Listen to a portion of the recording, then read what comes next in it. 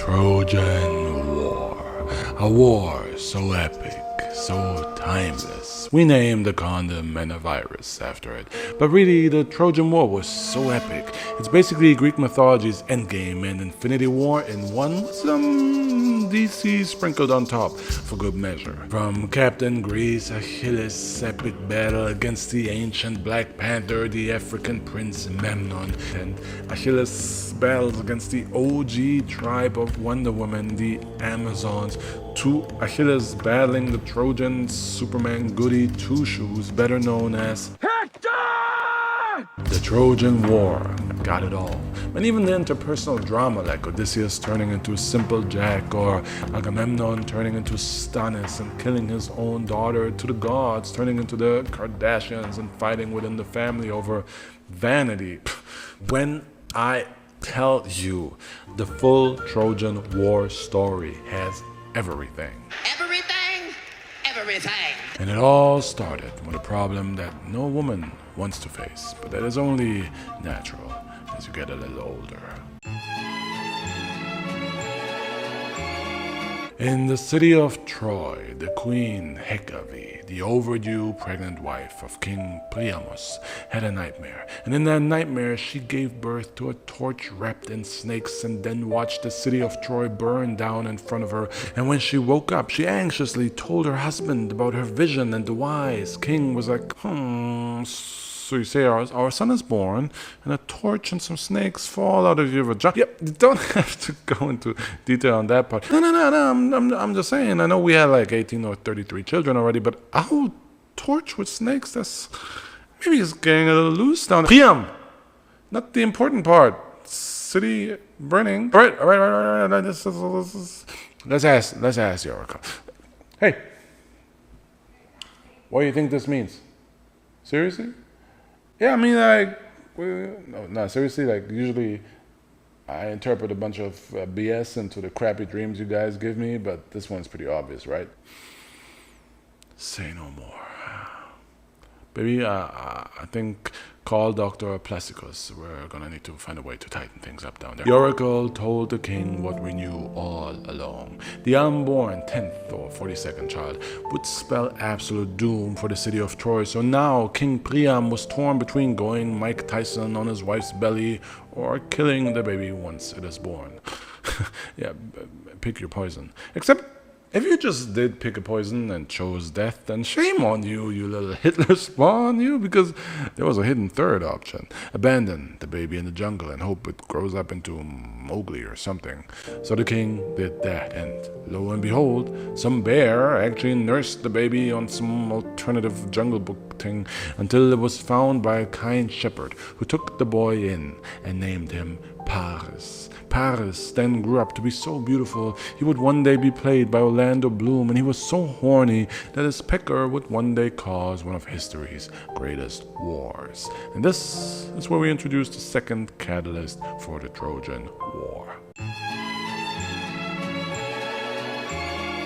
In the city of Phthia, King Peleus had kidnapped himself a beautiful divine bride-to-be, the water deity Thetis. And after holding her hostage for a while, the king asked his unwilling bride-to-be, "Is that Stockholm Syndrome kicking in yet?" "Yep, feeling pretty Danish." "You mean Swedish?" We're in Greek mythology, neither of these countries exist yet." Fair enough. And so they got married.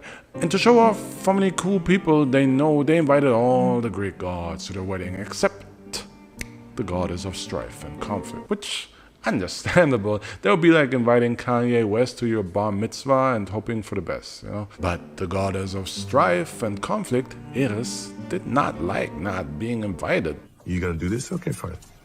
That's all I needed.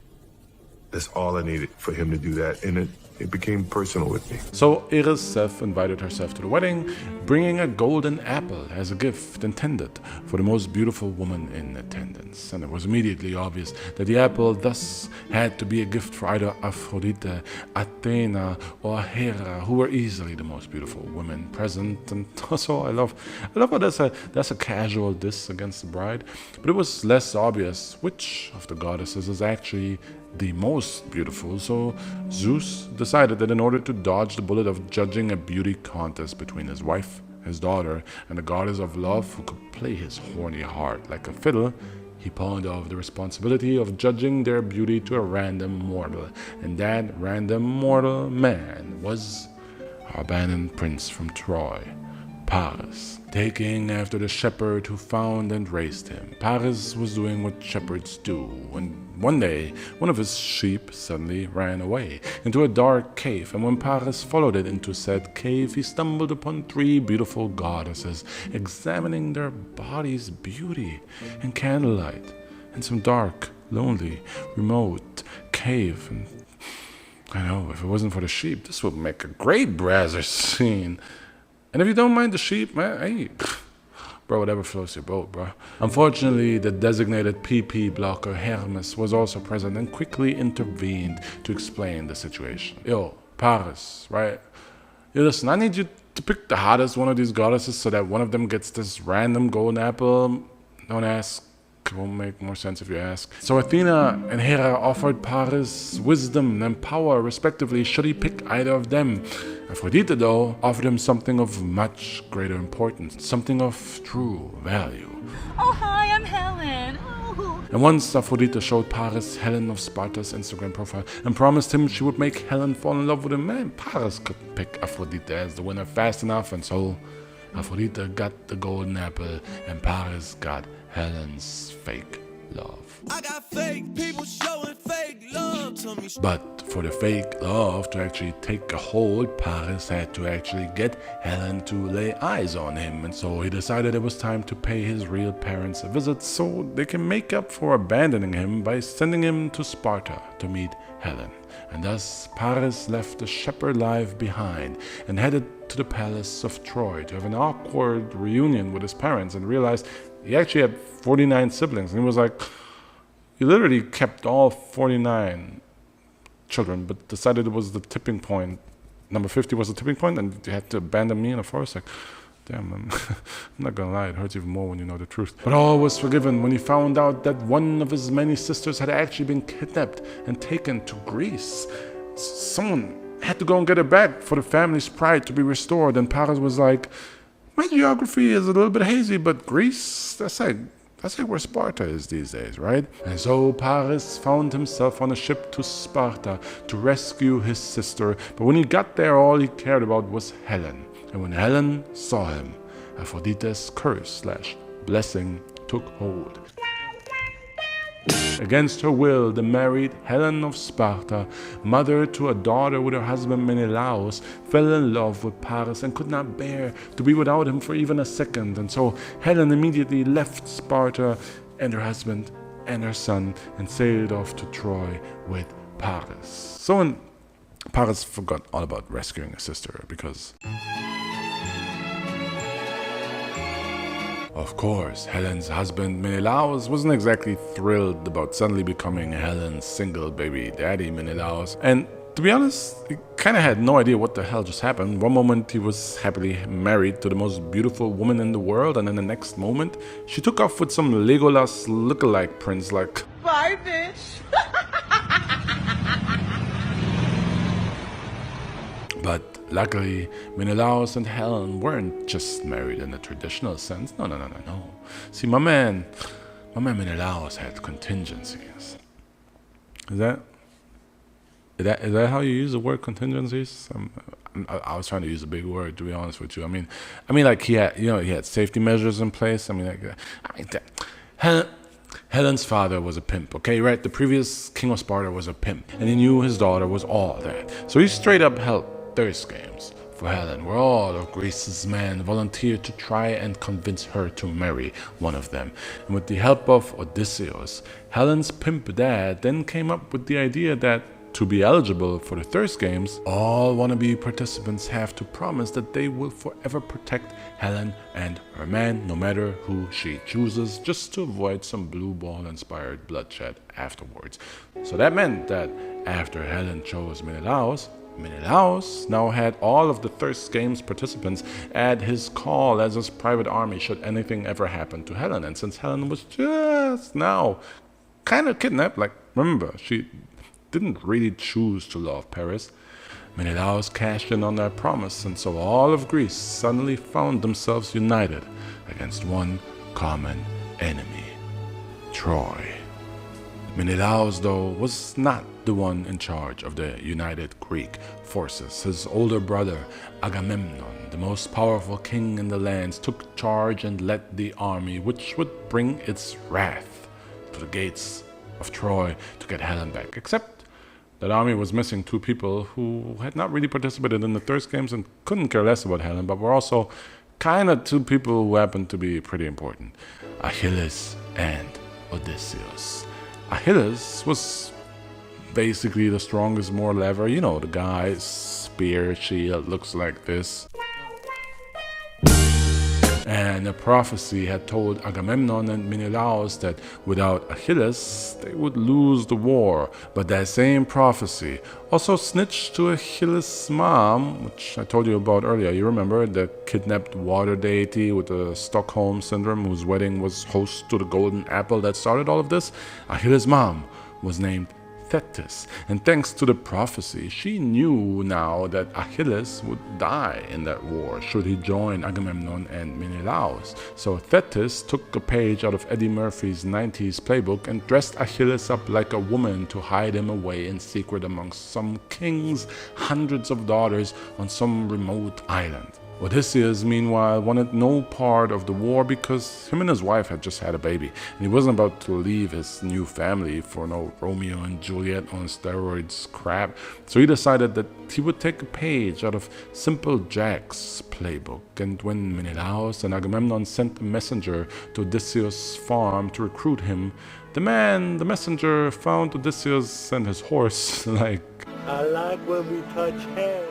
Odysseus pretended to have gone insane, slow in the head, but the messenger was no fool, and he saw right through Odysseus' Simple Jack routine because he knew. Everybody knows you never go full retard. You never go full Simple Jack. And so he went up to Odysseus' wife like, "Oh, that's a cute newborn baby. Let me just let me just throw this baby into certain death in front of these oxen that are plowing the fields." And he did that. And of course, Odysseus immediately snapped out of his act and turned into Jeremy Renner with a quickness, saving his son from being trampled to death, and thus the jig was up. Odysseus revealed himself to still be as sharp as ever and was recruited into the war efforts, and his first mission was to find and recruit Achilles. And to be honest, the smart Odysseus didn't take long to stumble upon rumors and whispers, which he followed until he found Achilles in hiding in said court of women. And once there, Odysseus staged a fake pirate attack, knowing that Achilles had a secret wife and son living amongst the women at said court, and if Achilles was half the warrior he was said to be, he knew the disguised hero would immediately run towards the danger to protect his family, while all the real women would run from it into safety. And that's exactly what happened. All dolled up in the finest female robes, Achilles revealed himself with his fighting spirit and instincts, and Odysseus was just there like, Congratulations, you played yourself. And so Achilles was recruited into the war, and with him also his elite troops, the Myrmidons, and his best friend / kind of lover, Patroclus, who I go in more detail on in this video if you want to see that. So all things considered, Achilles brought an army of his own to the war, as did Odysseus, and now the two reluctant men who went out of their way to avoid the fight ended up joining the battle against the Trojans. And with that, there was only one thing left to do before the Greek army set sail for Troy. The Greek army was ready to set sail, but there was absolutely no wind to set sail with. For weeks, the seas were calm as hell, and it turns out that the Greek army was cursed by the goddess Artemis, who forbade the wind gods from blowing anything. Wait, what? Why the BJ embargo? Well, while assembling the army at the shores, King Agamemnon went out to hunt some food for the camp and slayed himself a nice stag. The only problem was that this stag was holy to the goddess Artemis, and if you have a pet if you have a pet, you'll know that the only way someone can make up for killing your pet is by sacrificing their own daughter. I mean, it's only fair. That's how it works. An eye for an eye. You know what I'm saying? An eye for an eye. You know what I mean? Like, I got you. I got you. No fist bump, huh? I'm ready to kill daughters, and you're just gonna leave me hanging, huh? Alright, that is what it is. So, to lead his daughter to the slaughter, Agamemnon sent her a letter telling her that before he leaves for the war, he wants her to marry the great and famous Achilles, which, bro, that will get anyone anywhere with a quickness, because remember, this is Achilles. But this was a ruse. Agamemnon wasn't really willing to kill his daughter over his brother's wife falling in love with some Pirates of the Caribbean Will Turner looking dude. Nah. My guy had integrity. He was on that Stannis thing, like... I told them all to go to hell. You are the Princess Shireen of House Baratheon. And you are my daughter.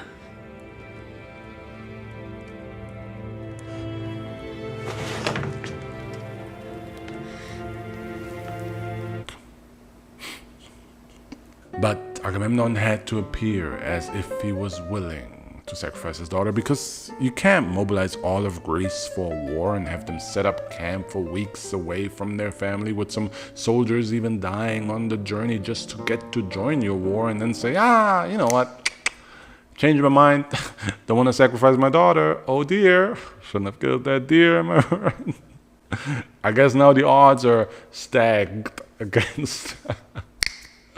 what the buck? Nah, he couldn't do that. The soldiers that died and were willing to die for Agamemnon and Menelaus were also somebody's children, so Agamemnon had to appear willing to do what was necessary and sent that fake wedding letter out to appease his troops. But in secret, he sent another letter to his wife and daughter telling him to stay the hell away. Unfortunately, though, Agamemnon's brother Menelaus was hell-bent on seeing this war through, and he found the secret messenger sent to warn his niece and made sure she never got the warning, meaning that sometime later, Agamemnon's daughter Iphigenia showed up all excited, wearing her best gown, just ready for this guy.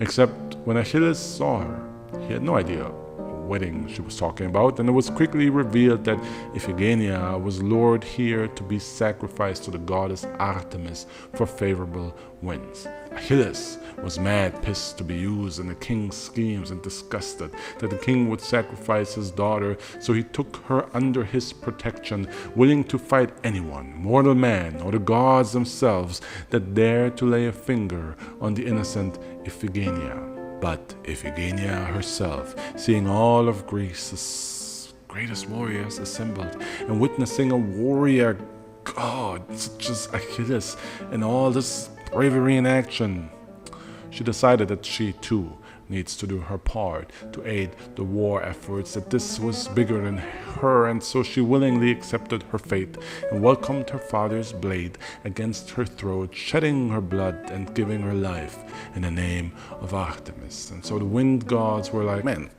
finally we get to blow something again. And the Greek army set sail for Troy. King Agamemnon had done the impossible.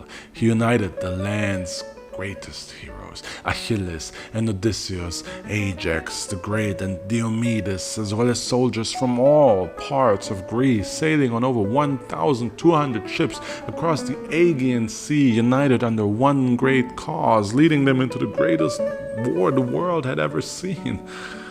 But he paid a heavy price for it. What did it cost?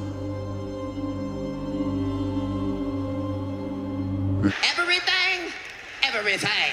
Once the Greek army arrived in Troy, they were immediately met in battle by Troy's most powerful and formidable warrior, the Trojan prince Hector!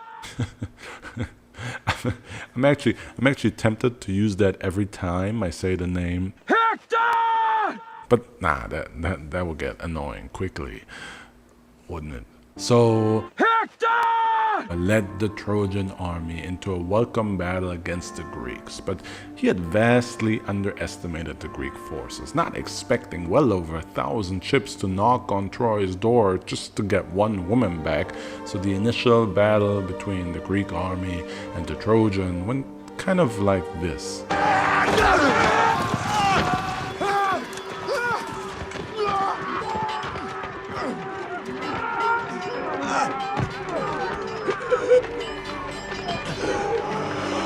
But the mighty Trojan prince survived the battle and retreated with his troops behind the safety of the impenetrable divine walls of Troy. And when I say impenetrable divine walls, I don't mean it figuratively like you imagining your crush that doesn't know you exist. I mean that the Trojan walls were literally built by the gods as punishment against Poseidon and Apollo for trying to usurp Zeus under the rebellious leadership of his wife Hera. King Sparkles punished the traitors, Poseidon and Apollo, by making them build the walls of Troy, which happened to be Zeus' favorite city. So yeah, in a way, Troy was under the direct protection of Zeus, and its walls were its biggest asset, which is the main reason the Trojan War ended up becoming a decade-long siege. The Greeks quickly realized that their only real shot at sacking Troy was to starve the Trojans out, but the city of Troy was huge and had way too many allies and pathways for the Greeks to reliably lay siege to. So instead, they then decided to sack every city around Troy, with Achilles and Ajax the Great leading the charge. Ajax the Great, who actually is like Aias the Great, but I'm gonna say Ajax, was another main character energy dude, a great warrior, but actually named the Great literally for his size. The dude was a legit giant, running around with a shield the size of a door and a hammer that would make Thor proud. So while the Trojans hid behind their walls, Achilles and Ajax each sacked many of Troy's allied cities and brought back treasures, supplies, and slaves to their own Greek camp, while at the same time diminishing Troy's supplies and support. But there was one thing of particular note happening here. Achilles eventually brought back two slaves of tremendous beauty, Chryses and Briseis, and as was custom, he gave one of the slave women to Agamemnon, but he made sure he kept Briseis, who decidedly was the more beautiful of the two, for himself. Just remember that for now, because it will be important later. But for now, after the cities were sacked and the Trojans had to do something about the Greek invasion because all their allies were getting attacked, the Trojans and the Greeks constantly clashed in battle, and the Trojan troops were led by their powerful prince Hector, while the Greek army was led by Achilles, who single-handedly killed hundreds of Trojan soldiers. But even if Achilles and Hector were to be considered remotely equal, the Greek army had the upper hand thanks to its other elite fighters. I mean, you already know about Achilles, Myrmidones, and Patroclus, and Odysseus, and Ajax the Great, but there was also Diomedes, another warrior that was so powerful that the Trojans were straight up terrified of him.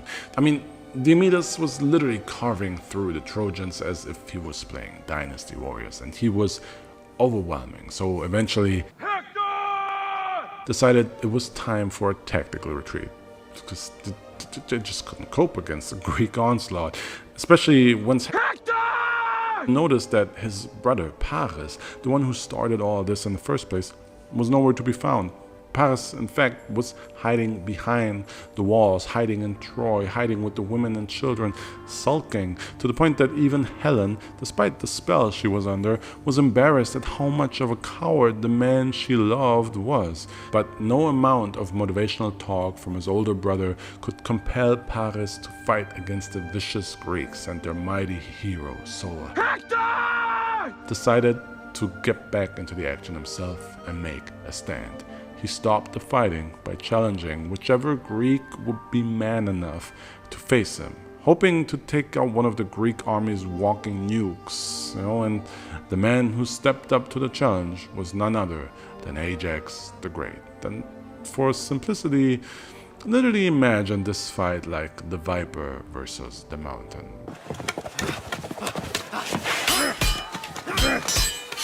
Except that their battle ended in what was decidedly even. It ended in a draw. It only really ended because the sun went down and everybody around them had just stopped to fight, to admire their great skill like in some random anime. And after the stalemate, after the draw, and Ajax the Great honored each other's bravery and skill, and thus they decided there should be a ceasefire, just long enough for each side to retrieve their wounded, hold funerals, and prepare to fight another day. At this point, Troy needed help. And luckily, even beyond the cities already sacked by Achilles and Ajax, they had more allies, specifically the Dardani, rallied to their side, led by their own warrior prince, Aeneas, who was rumored to be almost as great of a warrior as Hector! Aeneas was the son of Aphrodite, so he firmly solidified Aphrodite's favor with the Trojans, and also Aeneas was a child of prophecy. It was once foretold that one day Aeneas would rule Troy and lead it to glory, which made his appearance here a double-edged sword for Troy's king Priamos. He needed all the help he could get, but was not keen on the throne being usurped from him and his sons, but beggars can't be choosers. So Aeneas and his men were welcomed into the Trojan forces as a powerful addition. Meanwhile, on the Greek side, a priest of Apollo seized the calm of the ceasefire to sneak into the Greek war camp and seek an audience with King Agamemnon, where he introduced himself as Chryses, father of the woman that had become Agamemnon's favorite slave. You might remember her, Chryses.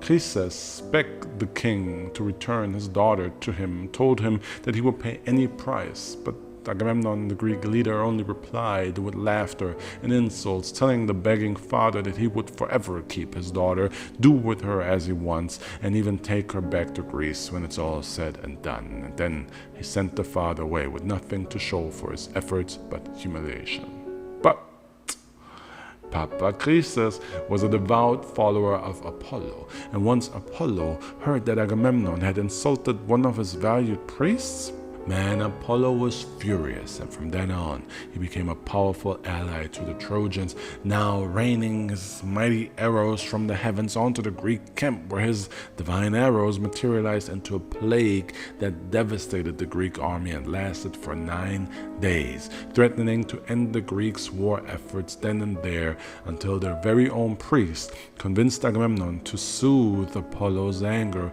by giving Chryseis back to her father. And so, like a kid sulking for parting with his favorite toy, Agamemnon gave Chryseis back to her father and successfully appeased Apollo and ended the plague. And you'd think that Agamemnon would be happy with that, but nah, man, this guy had his panties mad in a bunch that he had to give up his favorite slave, so now he demanded that Achilles give him his slave woman, Briseis. And Achilles was like, "Hey man, did you touch my drum set?" Nope. It's just weird, because seems like someone definitely touched my drum set. Yeah, that is weird. Because I didn't touch him. Hey! Did you touch my drum set? Hey, knock it off! ultimately, Achilles told Agamemnon that if he takes Briseis from him and Patroclus and his men will not fight for the Greeks anymore, and that Agamemnon should really consider if this one slave is really worth all that much. And Agamemnon was like, yeah, yeah. And so Achilles handed over Briseis, and with that, his warriors stopped fighting for the Greeks. Like, that's it.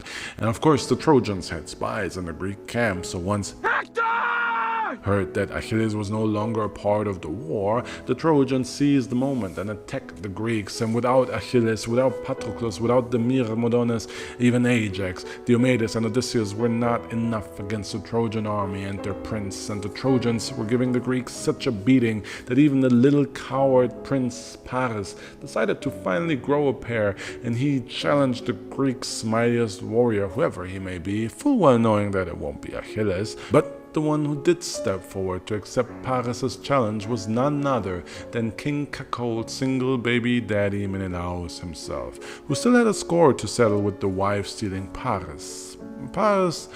Paris was feeling pretty good about himself right about now, and the whole thing kind of played out like this. You want to fight?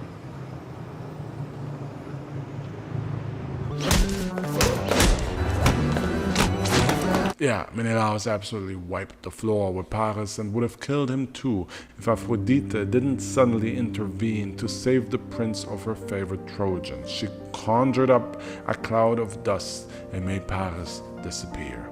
Problem was that Paris, before the battle, he had gotten so cocky that he literally told Menelaus that the winner of this fight can have Helen, aka the two men who were responsible for this entire war in the first place, kind of duked it out. Like, you couldn't have done that from the start to save everybody from dying. And since Menelaus definitely won the fight, he laid claim to his prize, laid claim to Helen. But since he also technically never killed Paris, the Trojans refused to hand her over. And while Menelaus was huffing and puffing, angry, complaining, one of the Trojan archers was like, why do we constantly have these dialogues in the middle of war where everyone just stops fighting? Like, this is super unrealistic. And he fired an arrow at Menelaus, injuring but not killing him. And of course, with that, all hell broke loose once again. Ajax the Great started tossing people around, and Odysseus once again proved he is more than just a smart man. And on the side of the Trojans, Hector! And the new arrival, Aeneas, did their thing, slaughtering Greeks by the dozens. And ultimately, without the might of Achilles on the Greek side, the Trojans were stronger and slowly pushed the Greeks back into their camps, even rushing past the defenses, and started to burn their ships and tents. And so, panicking, Agamemnon apologized to Achilles and offered him any slave, any riches he wants if him and his men would just please return to the fight. But Achilles refused. And say what you will about Agamemnon, but after that, at least he was man enough to then lead the defense himself. He led the Greeks along with Ajax, along with Odysseus, along with Diomedes. He tried to drive the Trojans out of their camp, but they could not overcome. One after the other, the Greeks' greatest warriors were injured. First, Paris, sniping from a safe distance, injured Diomedes with a well-placed arrow. Then Odysseus was wounded while covering Diomedes' retreat, and then Ajax the Great suffered the same fate. The Greeks were getting whooped so bad that Agamemnon tried to convince Odysseus and Menelaus to take what ships they had left and abandon the war. So eventually, Patroclus went begging to Achilles himself. Brother, I love you, and I get your reasons, but the war, if you don't fight, the war is lost. Everybody will be slaughtered. All our men will die. This is not the time to be proud. He told him that the Greeks needed Achilles and the Myrmidons, but the stubborn Achilles still refused and told Patroclus to put on the armor of Achilles himself and lead the men if it means so much to him. And you know when you tell someone, just do it yourself, and they're actually like, okay. And that's what happened, and Achilles did not expect that. So he was like, gosh, actually gonna, yeah, there he is, putting on my armor. Fits like a glove, damn it. Patroclus, just promise me you stay away from Hector, all right? No fighting that guy. Defend our camp, but don't chase. You never chase. Not in love and not in war. You got that? And that's actually kind of deep. I honestly just came with that. I came up with that on the spot. Like that's, you like that? You like that? That's kind of, you chase everything. You even chase your damn tail, man. Chases his own damn tail. So disguised as the great Achilles, Patroclus led the men into battle and showed up on the battlefield like.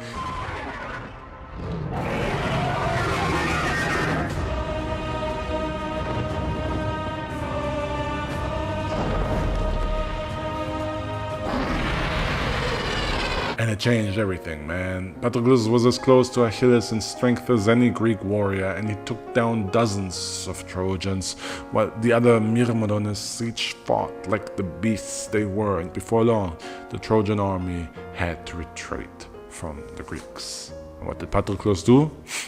He chased, my God. He chased them all the way back to the walls, where one man was ready to receive all comers. Hector!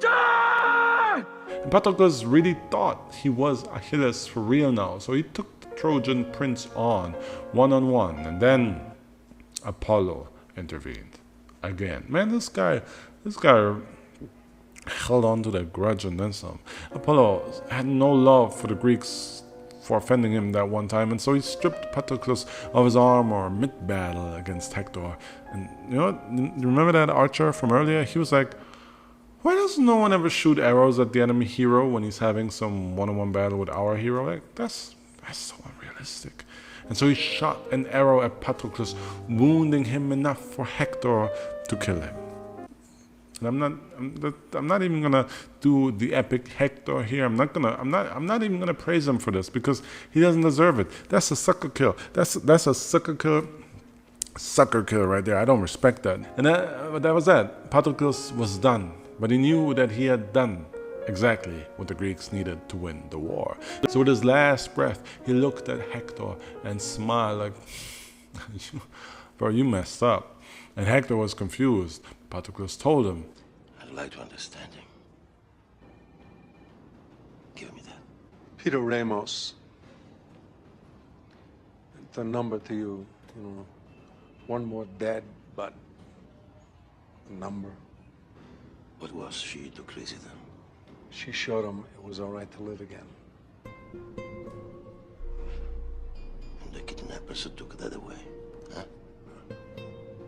And they're gonna wish they never touched the hair on her head. A man can be an artist. And anything, food, whatever. It depends on how good he is at it. Creasy's art is dead. He's about to paint his masterpiece. And sure enough, once Achilles heard that Hector had killed his beloved Patroclus, he was like, the mistake you made was you killed my friend. So, I'm gonna kill each and every one of you. And the only disappointment in it for me is that I only get to do it once. But first, Achilles cried by the beach until his mother appeared to console him, and then he told his mother how unfair all of this is, and that he can't fight without an armor, and that he can't avenge Patroclus without an armor. So his mother went to the god Hephaestus and said, hey, Hephaestus, remember when your mom Hera threw you down Mount Olympus because you were born ugly, but I took care of you even though you were in fact born ugly? Yeah, you owe me. So I need you to make a banging armor for my son. And so Hephaestus did that. And then Achilles' mom was like, here you go, boo-boo. Now go be a man. But then, Achilles was back to being the man. And in his new divine armor, Achilles led an assault on Troy, and he plowed through the Trojan forces like Leonardo DiCaprio plows through 20-year-old models, and led the Greek army to the Trojan walls where... You know what he did. You know what clip I'm about to play. I can't even talk anymore. I've been waiting for this one. I'm going to let this play out in full. You know exactly what he did. Achilles was like, Hector! Hector! And then in front of all of Troy, watching from the top of the walls, in front of the eyes of his father, King Priamus and his wife and his brothers, Achilles fought Hector and drove his spear through Hector's neck. Then, while Troy wept at the side of their dead prince and begged for mercy, begged for Achilles to not defile his remains, Achilles told them that Hector's body would feed the dogs tonight. And then he tied the prince's corpse to his chariot and dragged him back to the Greeks' camp. Hector! Despite Achilles' worst intentions to feed Hector to the dogs, the Trojan patron goddess Aphrodite blessed Hector's body to repel all wannabe scavengers. And later that night, King Priamus himself came to Achilles in disguise, begging his son's killer to please return Hector's body to him. And Achilles respected the probably saggy balls on this old man so much that he granted Priamus his wish. And with Hector's body then back in Troy, the Trojans asked the Greeks for an 11-day ceasefire, during which they held a huge funeral to honor their slain hero and prince, and both sides could collect their dead and treat their wounded. And then, after 11 days, they were like, Oh well. Plan B. Let's just kill each other. and Agamemnon himself led the Greeks against the weakened Trojans into a decisive battle that should have been a one-sided beatdown and the nail in a coffin for Troy. But then, out of nowhere, the Amazons appeared, the daughters of Ares, a clan of powerful warrior women who completely changed the tide of the battle, riding on their horses and masterfully wielding bow and arrow along with every other weapon. The Amazons overwhelmed the Greeks and sent them running back to their camp, where their heroes, Achilles and Ajax, were surprised. The job was supposed to be all but done. With Hector gone, this battle should have been like taking candy from a baby and not need their involvement anymore. But to hear that Agamemnon and his men were being pushed back by a bunch of women, Achilles and Ajax were beyond embarrassed and personally rallied their troops back to the front lines to face the Amazons head on. Okay, guys, we need to get out there. Really need to get going. Pollard, what are you doing? You're acting like a girl out there. What are you, a girl or something? Jackson, come on, man. You got to get yourself together. What are you, a girl or something? And what ensued now was the bloodiest episode of the Trojan War. Both sides were equally matched and suffered way too many casualties over the coming days until Achilles and the leader of the Amazons finally faced off, with Achilles ultimately killing her. Impressed by this woman's and her warriors' bravery and skill, Achilles then allowed the remaining Amazons to take their leader and retreat in peace, and now his sights were set on ending this war once and for all. Troy was set to fall. There was really no one left to oppose Achilles, and out of nowhere, another ally appeared, and as if this were a video game, this one was, of course, someone stronger than all the others. Memnon, the Ethiopian warrior king, son of the goddess of dawn, Eos, which doesn't sound that cool until you realize that she is a pure-blooded titan, which makes her more ancient and stronger than the gods.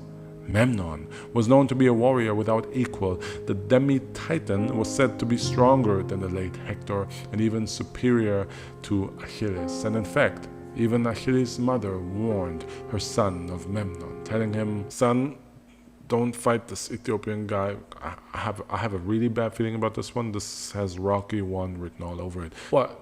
Do you think he's gonna defeat me? Yes, I think he's gonna. It doesn't matter what you think!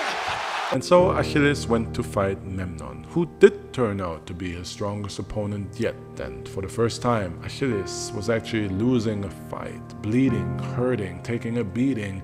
Memnon was too much for the Greek hero, and to make things worse, Memnon knew of Achilles' weakness. He knew that to kill Achilles, you just had to go for his heel. And so he did. But in doing so, Memnon did exactly what Achilles anticipated, and so the Greek warrior dodged Memnon's supposed final blow with grace to deliver his own final blow. Achilles shoved his spear through Memnon's heart and won his toughest battle yet. And so, finally, despite all the support Troy had received, despite all the great warriors and heroes and demigods and demi-titans that came to its rescue, the Greeks, led by Achilles, had defeated them all, and now were on the verge of winning the war. All that was left was for Achilles to lead the breach of the city's almost defenseless walls, and then suddenly an arrow pierced Achilles' heel. Apollo was back. Guess who's back? Back again. I'm telling you, Apollo does neither forgive nor forget, man. This man was still angry at the Greeks, and he guided Paris's arrow into Achilles' heel. And with his only weakness struck, the great hero fell to his knees before he fell to his death and took his last breath. Achilles was dead. Just as it seemed like the Greeks had won, they lost all hope instead. Ajax forced his way through the masses to retrieve Achilles' body, and Odysseus covered his retreat, and once back at the camp, the Greeks lit a massive pyre to burn the body of their hero and mourned the loss of the greatest warrior the world had ever known. And after the funeral, it was decided that Odysseus would get Achilles' armor, and Ajax the Great was just like, They ask you how you are, you just have to say that you're fine when you're not really fine. he really thought he deserved Achilles' armor for saving Patroclus, for saving Achilles' body, fighting Hector to a stalemate. He had accomplishments. And armor swapping was a real thing back then, like they do with jerseys now, but on steroids. And Achilles' armor was like Messi and Ronaldo and LeBron and Jordan all in one. For a warrior like Ajax, it would have been the greatest honor. And so, vice versa, not receiving it was the greatest disrespect. So with his honor wounded by his fellow Greeks who seemingly did not appreciate all he did for them, Ajax was so mad that he decided, I'm gonna kill everybody in my camp. Yeah, I know, overreaction much, but Ajax, man, he came out of his tent and went straight for Agamemnon and Menelaus, strangling them to death. And then the mountain of a warrior dragged Odysseus out of his tent, tied him to a rock, and whipped him to death, proving that he was the greatest remaining warrior. But he found no peace in the violence. And once he came out of his bloodlust, he saw that he had just whipped a sheep to death and strangled the life out of 2 other sheep. Before he'd gone entirely mad with bloodlust, the Greeks' patron goddess Athena intervened and clouded his mind to avoid the worst. Had it not been for her, Ajax really might have killed his companions, but divine intervention prevailed. Even so, after this episode, Ajax was so embarrassed that he went to his tent and just straight up killed himself. Yep. No madness, no trickery, no. The great hero Ajax committed suicide. And just like that, the Greek army had lost its 2 greatest warriors in one day, and now only the mind of Odysseus was left to lead them to victory. You see, there were a couple of prophecies at play throughout the war, on both sides. For the Greeks, the most important one was that they would never win this war without Achilles. But there were 2 other prophecies that were also quite relevant. One said that they would never win as long as the Trojans hold a powerful artifact in their temple dedicated to Athena, and the other prophecy foretold that the city of Troy can only be conquered by a man wielding the weapons of Heracles. And so now it was upon Odysseus to make sure all these prophecies work in the Greeks' favor. First, Odysseus sailed back to the island where he first found Achilles hiding amongst the women. You remember, cross-dressing and all that. And don't forget that the war in Troy had been going on for almost 10 years, so the son Achilles had left behind here was now 15 years old, and his name was Viros, but he would become known as Neoptimos, which translates to the new warrior, because literally he was the new warrior that Odysseus recruited. He recruited the young man to honor his father's legacy and to wear his father's armor and lead the Greeks into battle against the Trojans. Then Odysseus sailed to Thessaly, where Philoctetes lived. Philoctetes was a former companion of Heracles and had inherited his legendary bow and poisonous arrows, you know, the ones dipped in the Hydra's venom. Philoctetes was supposed to join the war originally, but ironically a poisonous snake bite had him so wounded that he was useless when the army departed.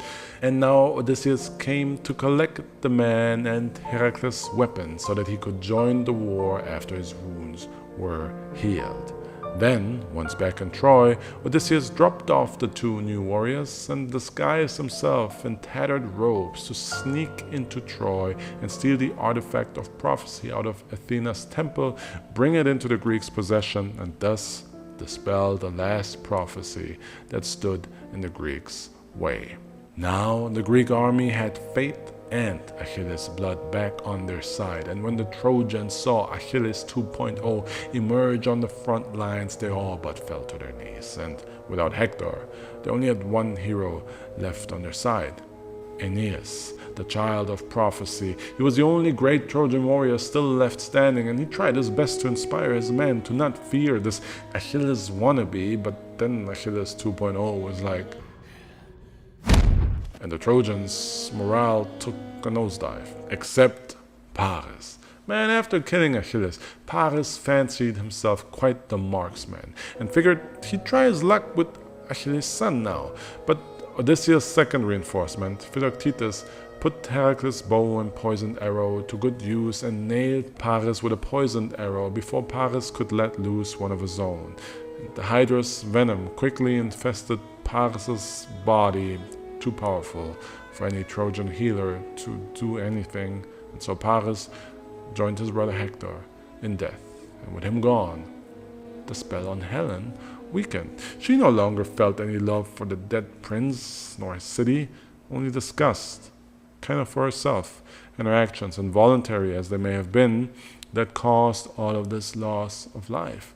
All around her were widows and grieving parents, children who lost their fathers who were trying to stop the Greek army barreling down on Troy, now breaching the city's walls with their ladders. But once again, Aeneas took a stand. He channeled the power of the gods that favored him into divine strength and pushed a massive boulder off the Trojan walls onto the Greek troops trying to breach the gates. And with this godly show of strength, the Trojans were once again able to rally to fight off the Greek attack. But this was just postponing the inevitable, let's be honest. Even with Aeneas still on their side, Troy was all but doomed. The only question was, how many men were the Greeks willing to sacrifice to deliver the final blow? And Odysseus had the answer. None. After 10 years of fighting, the Greeks were on the verge of victory, and to avoid any more unnecessary bloodshed in the war's final days, Odysseus came up with a genius plan. I'll let you experience it from the Trojans' point of view. One morning, the Trojan scouts noticed a giant fire emerging from the Greek encampment, and upon inspecting it, they realized that the camp was empty. The Greek army was gone, along with all its ships, and the only thing left in the Greek camp was one man and a giant wooden horse. And so they asked the man, like, what the hell happened here? And he explained that after Odysseus stole the artifact out of Athena's temple, the goddess was kind of furious with us and sent the plague, ravaged our camp entirely. And, you know, after a decade of suffering through this war, the plague was the final straw. The remaining men had enough, and the only thing to stop the infighting that threatened to destroy the Greek army from the inside was to end the war and allow everybody to sail back to their families, leaving behind only a wooden horse made of the ships the dead no longer have any use for, to appease the gods and ensure a safe journey. And after the Trojan scouts heard that story, they were like, wow, winning. And they figured a wooden horse is as good a war trophy as any, and so they rolled that thing into Troy, and they partied like there's no tomorrow, man. They were all like,